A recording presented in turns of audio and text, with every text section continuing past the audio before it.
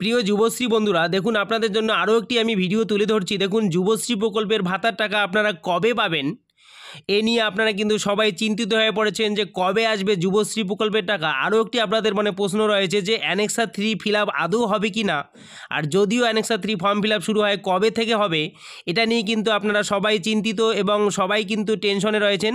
আমি পুরোটাই এই ভিডিওর মাধ্যমে আপনাদের সামনে জানিয়ে দেবো। দেখুন বন্ধুরা, ভিডিওটি ভালো লাগলে তার আগে অবশ্যই চ্যানেলটিকে সাবস্ক্রাইব করে রাখবেন, লাইক ও শেয়ার করবেন। বন্ধুরা দেখুন, যুবশ্রী প্রকল্পের আপডেট কিন্তু আপনারা এই চ্যানেলের মাধ্যমে পেয়ে যাবেন। দেখুন, যুবশ্রী প্রকল্পের কি আপডেট এসেছে নতুন আমি আপনাদের সামনে তুলে ধরছি। দেখুন অফিসিয়ালিভাবে যুবশ্রী প্রকল্পের এখনও পর্যন্ত কোনো কিন্তু নতুন আপডেট প্রকাশিত হয়নি। তবে যুবশ্রী প্রকল্পের যে বকেয়া টাকা রয়েছে সেই টাকা আপনারা কবে পাবেন, আমি অফিসে গিয়েছিলাম, সেই অফিস থেকে জানিয়ে দেওয়া হয়েছে যে ভেরিফিকেশন প্রক্রিয়া চলছে।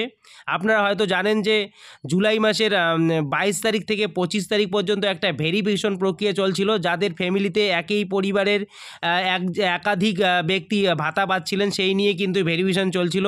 তাদের কাগজপত্র জমা দেওয়া হয়েছিল এবং ফোনের মাধ্যমেও জানিয়ে দেওয়া হয়েছিল তারা কিন্তু অলরেডি কাগজপত্র জমা করেছিল।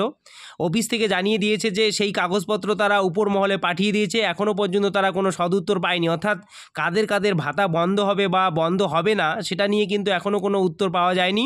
তারা বলছে যে এখনও পর্যন্ত ভেরিফিকেশন প্রক্রিয়া চলছে উপর লেভেলে। তারা ভেরিফিকেশন প্রক্রিয়া সম্পন্ন হওয়ার পর পরবর্তী কিস্তির টাকা পাবে। অর্থাৎ কাদের ভাতা বন্ধ হবে এবং কাদের ভাতা থাকবে সেই বিষয় নিয়ে এখনও কিন্তু চূড়ান্ত সিদ্ধান্ত হয়নি।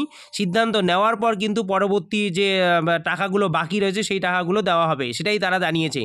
এছাড়াও তারা আরও জানিয়েছে যে অ্যানেক্সার 3 যে দেওয়া হবে সেই অ্যানেক্সার 3 কিন্তু এখনও ডেট জানানো হয়নি।